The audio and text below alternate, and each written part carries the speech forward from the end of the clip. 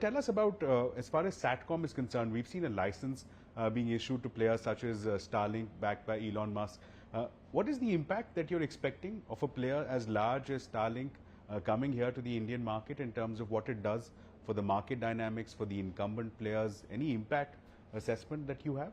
See, but you look at overall, how the satellite industry works. Starlink worldwide has 60 lakh connections at this time as we speak. And satellites, there are first generation and second generation satellites. First generation satellites have a limited role, and that is what they got the license for. Typically, even if they want to sell more subscription, it's very hard to do because of the given limitation of the satellites and the spectrum. So they will have very minuscule role, and these are mainly helpful as a complementary process where people in remote areas, they want more reliable backup connections, or entrepreneurs and villages if they want to. Also, typically this is a little bit expensive process compared to traditional ones. Sure.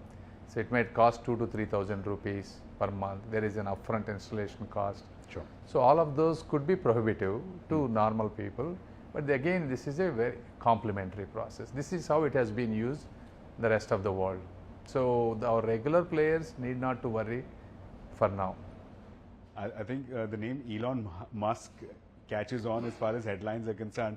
But given that he has deep pockets, is there an expectation or an apprehension that perhaps he could undercut some of the existing players using some of these deep pockets that he has? See, I mean, this I can only tell you hypothetically, and based on history, they have not done in any other country, including in a country like Sri Lanka. They have not given any subsidy or whatever you call it. So history hasn't revealed that. So it is very hard to see that they will do differently here. But as I said, these entire satellites are given by ITU in a coordinated International Telecom Union. Even if somebody, Elon Musk wants to put some satellite, it's just not possible without the coordinated effort. Sure. So the total satellite is around 12 to 13,000 that was given. Right. So the entire world may not have more than 1 crore or 1.5 crore connections, entire world, if you talk about it. So, and these satellites have to be replaced. LEO satellites, low Earth orbit satellites, are prone to damage due to heavy weather related events. So every 4 to 5 years or 5 to 6 years, you have to replace these low Earth orbit satellites. So it's a very expensive process. So it's not so easy to build massive number of satellites to keep them and to serve everyone on the Earth. Sure. So this is something a lot of people may not understand, technical limitations. Just because Elon Musk or anybody has money doesn't mean they can take all the customers because of these technical limitations and how much investment it needs for recycling the satellites. So one final question on Satcom, sir. Reasonably speaking, with so many moving parts to this entire conversation, there's TRAI, there's a role by the DOT, there's earth stations that need to be set up. Reasonably, by when can users in India expect for deployment of Satcom services? That I cannot tell you because it all depends on their operational metrics and other stuff. Sure. So, but I'm hoping just like anyone else, maybe in a year. I just want to get clarity because there's so much speculation in the market.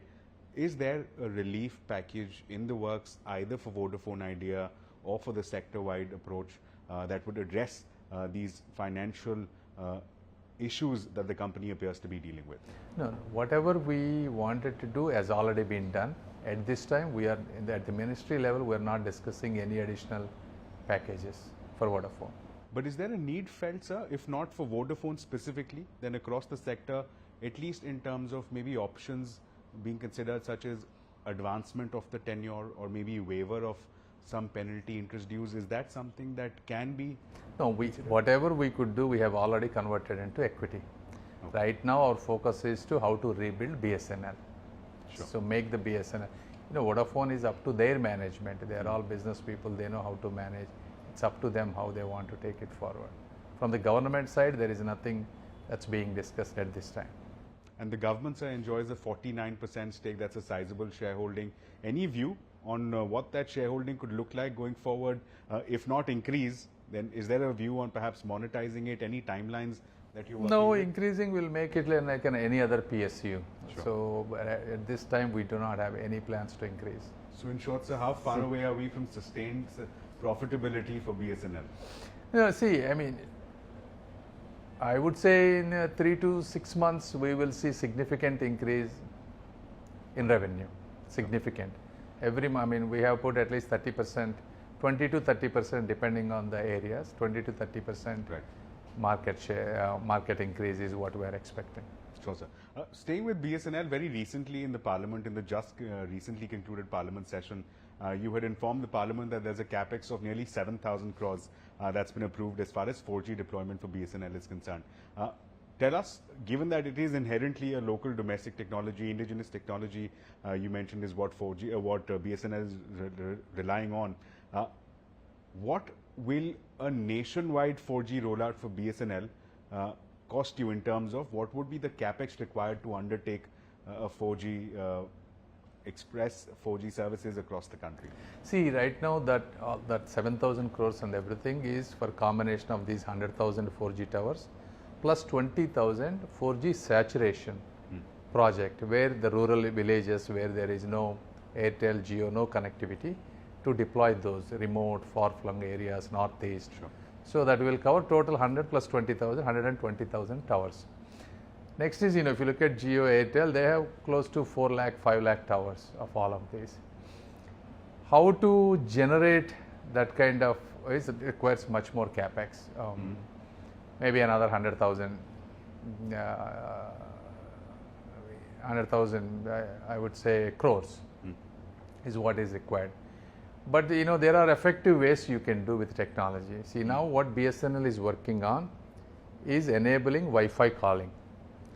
If we get the Wi-Fi calling, most of the people have internet facility, Wi-Fi access. If we can do that, then that will be, every Wi-Fi spot can become like a BTS tower. So our goal is to get that within the next 2 to 3 months for the large extent. So that itself can replace large number of towers. That's number one.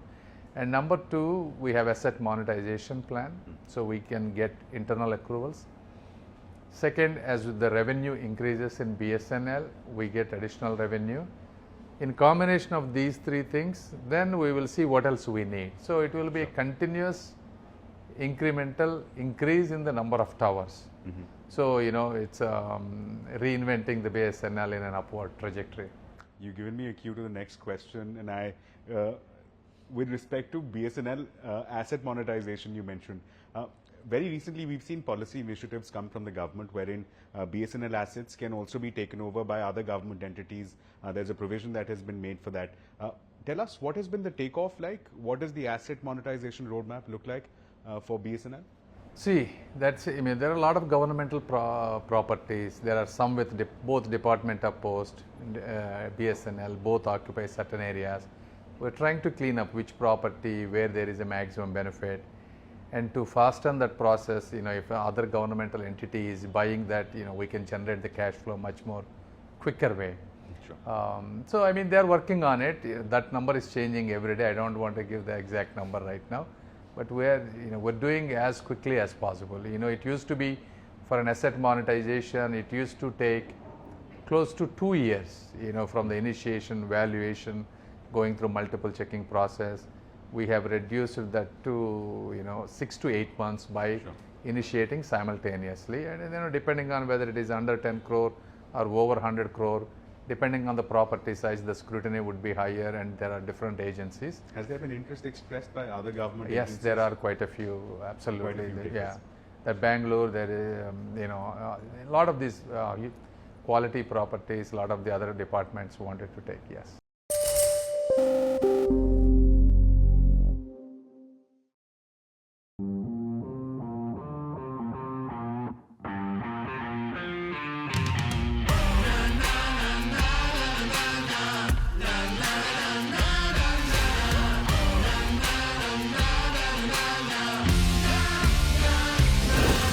Make informed decisions with comprehensive analysis on the go. Strengthen your portfolio with real-time market updates on the go. Create effective strategies with insightful expert opinions on the go. Grow on the go with CNBC-TV18. Now streaming live 24/7 on YouTube. For more news and updates, all you need to do is follow CNBC TV18 on all of our digital platforms.